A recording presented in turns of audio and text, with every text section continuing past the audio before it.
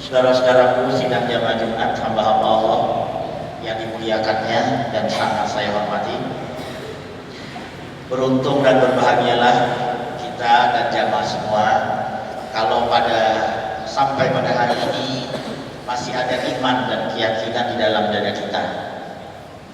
Karena dengan iman dan keyakinan itulah yang memberikan kekuatan kepada kita untuk melakukan kepatuhan, ketaatan kepada seluruh perintah Allah dan menjauhi semua larangan-larangan Allah. Sehingga dengan melaksanakan perintah-perintah Allah dan menjauhi larangan-larangan Allah, kita diantar untuk menjadi orang yang bertakwa kepadanya, dan kemudian dengan takwa itu kita dijamin untuk mendapatkan kebahagiaan dunia dan akhirat. Selanjutnya, beruntunglah hadirin sekalian kalau pada hari ini kita masih yakin kepada agama Islam, agama satu-satunya yang bisa memberikan jaminan kepada kita untuk selamat dunia dan akhirat. Kalau kita mencari agama di luar Islam, maka semua amal kita nanti ditolak oleh Allah dan kemudian kita menjadi orang yang sangat rugi ya. Sebagaimana Allah mengatakan, wa may yabtaghi ghairal islami dina fala yuqbal minhu wa huwa fil akhirati minal khasirin. Barang siapa yang mencari agama, pedoman, petunjuk, keyakinan selain daripada Islam, fala yuqbal minhu, maka semua amal ditolak oleh Allah Subhanahu wa taala, wa huwa fil akhirati minal khasirin, dan kemudian tidak akan menjadi orang yang sangat rugi. Kemudian berbahagialah berlipat-lipat ganda kalau pada saat hari ini kita tidak ragu dengan Rasulullah sebagai Nabi utusan yang terakhir yang memberikan petunjuk, pedoman, tuntunan kepada kita untuk kita kembali kepada Allah, kepatuhan ridhonya. Karena Rasulullah mengatakan, fatuba liman amana bi walam yaroni. Fatuba salah samarat, berbahagia 3 kali lipat.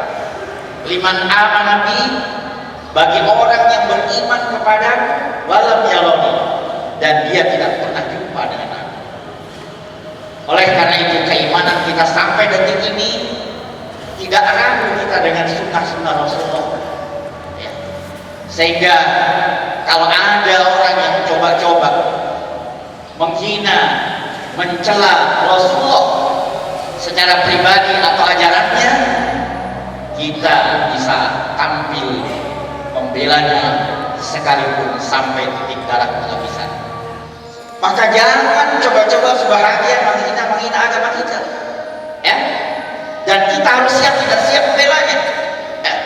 Kemudian bergembiralah kita sebagai gembiranya Nabi Isa alaihissalam ya. 600 tahun sebelum Nabi lahir, Nabi Isa sudah memberikan kabar gembira kepada umatnya ya, dengan mengatakan wa mubashshirika wa idh qala Isa ibn Maryam ya bani Israil inni rasulullah ilaikum musaddiqan lima baina yadayya minat Taurat wa mubashshiran bi rasulin ya'ti min ba'di ismuhu Ahmad.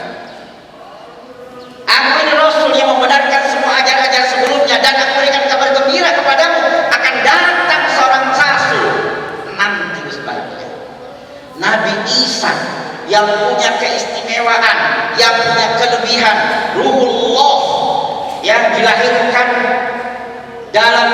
dari seorang wanita yang suci ya. Kemudian bisa berbicara di waktu kecil, mukjizatnya bisa menghidupkan orang yang mati, bisa menyehatkan orang yang sakit, dan banyak lagi mukjizat-mukjizatnya diangkat oleh Allah Subhanahu wa taala. Dia mengatakan dan dia bergembira, wahai umatku, nanti akan kedatangan seorang nabi, seorang rasul yang lebih baik daripada aku, yang lebih mulia daripada aku. Bayangkan Pak, belum lahir sudah gembira. Subhanallah. Kalau Nabi Isa saja gembira, Pak, umatnya gembira dan kedatangan, betapa kita yang tidak punya mujizat seperti Nabi Isa, tidak punya mujizat seperti nabi-nabi yang lain. Mestinya kita lebih gembira kedatangan Nabi Muhammad, lebih gembira lagi karena Nabi mengatakan fatuba salah samarat, berbahagialah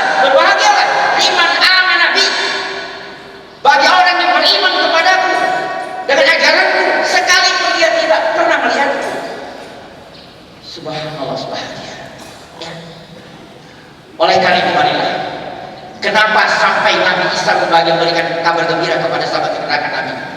Karena nabi-nabi sebelumnya pada utusannya temporer di tempat-tempat tertentu. Tapi Nabi Muhammad SAW adalah nabi terakhir yang membawakan misi untuk seluruh manusia, bukan hanya kaum tertentu. Kalau Nabi Isa hanya Bani Israel di Palestina, Nabi Ibrahim, Nabi Lut hanya di tempat tertentu. Ya. Itulah sebabnya ada nabi terakhir nanti membawakan agama ke seluruh dunia ini sampai akhir zaman. Sebagaimana Allah mengatakan dalam surah Al-Anbiya ayat 107, "Wa ma arsalnaka illa rahmatan lil alamin." Tidakkah engkau utus saya Muhammad untuk rahmat seluruh alam, baik untuk tubuhan manusia apalagi dan semuanya seluruh alam. Lebih khusus lagi dalam surah As-Saba, dalam surah Saba surah ke-34 ayat 28 ayat mengatakan, "Wa ma arsalnaka illa kaffatan linnas." Tidaklah tidaklah aku mengutus engkau ya Muhammad kecuali untuk kaffatan linnas, seluruh manusia. Apa yang dibawanya? Rahmat daripada Allah Subhanahu wa taala. Rahmat. Apa itu rahmat? Bahasa sederhana rahmat itu kasih sayang. Kasih sayang. Jangankan sama makhluk biasa, Pak, dengan binatang pun Islam mengajarkan kasih sayang. Subhanallah. Lihat, dengan rahmat ini sesungguhnya Allah memberikan solusi terbaik bagi kehidupan kita. Karena kita hidup ini penuh dengan berbagai macam persoalan. Lihat firman Allah dalam surah Al-Baqarah 155 sampai 157, Allah mengatakan, "Wala nabluwannakum bisyai'in minal ju' wa naqsin minal amwali wal anfus was samarat wa basyiris sabirin alladzina idza asabatuhum musibah qalu inna lillahi wa inna ilaihi raji'un.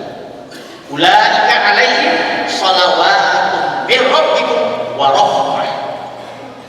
Artinya dalam hidup ini Allah pasti memuji kamu dengan rasa takut, dengan kemiskinan, dengan kehilangan keluarga, dengan kekurangan bobot dan sebagainya. Ya, tidak usah kamu khawatir. Kenapa? Allah telah memberikan jalan keluarnya. Kalau musibah yang terjadi pada diri musibahnya, katakanlah innalillahi wa inna ilaihi raji'un. Yang kedua, bersangka baik kepada Allah. Karena tidak ada takdir yang diberikan Allah kepada kita yang tidak berujung kebaikan. Tidak ada. Cuma kita kadang tidak sabar sebahagia menerima takdir itu buat kita semua. Alhamdulillah, akhirnya tenang. Hadis begitu solusi masalah dengan rahmat Allah, dengan kasih sayang Allah, itu bentuknya. Kalau sudah kita mengatakan inna lillahi wa inna ilaihi raji'un, apa lagi? Kita ini semua dari Allah, semuanya kembali kepada Allah. Jangankan kita, jangankan istri kita, jangankan harta kita sendiri dari Allah. Jadi kalau Allah mau mengambil kita, apa salahnya? Tinggal masalahnya sekarang bagaimana menghantarkan diri kita ini menjadi orang yang terbaik dalam pandangan Allah. Itu yang harus kita usahakan. Kita jaga akidah kita, kita jaga iman kita jaga ibadah kita jaga baca Quran kita jaga zikir kita. Semua itu maka bagaimana supaya Allah melihat kita orang yang terbaik di matanya, orang yang dipandang baik menurut pandangan Allah Subhanahu wa taala. Oleh karena itu dari hari ke hari, mari kita terus bergembira dengan kedatangan Rasulullah SAW dengan bawa misinya ini yang rahmatan lil alamin dan kaffatan linnas. Karena dengan itu kita insya Allah, karena rahmat Allah dalam bentuk Al-Quran sesungguhnya, Syahrul Ramadan alladzi unzila fihil Quran, bentuk rahmat Allah yang terbesar buat umat, buat Nabi dan umatnya adalah Al-Quran, mukjizat yang paling terbesar yang berlaku sepanjang zaman sampai hari kiamat. Dengan Quran itulah insya Allah kita menjadi orang yang selalu dirahmati Allah dalam kehidupan kita. Semoga kedekatan kita kepada Quran, kedekatan kita kepada Allah, dan kebiasaan kita untuk mengucapkan salam dan salawat kepada Rasulullah terus kita tingkatkan sehingga kita kembali kepada Allah dalam pangkuan keredaannya, dan tidak Allah Subhanahu wa taala menyertai kita semua. Barakallahu li wa lakum fil Qur'anil azim wa nafa'ani wa iyyakum bima fihi minal ayati wal dzikril hakim. Aqulu qouli hadza wa astaghfiruhu innahu huwal ghafurur rahim.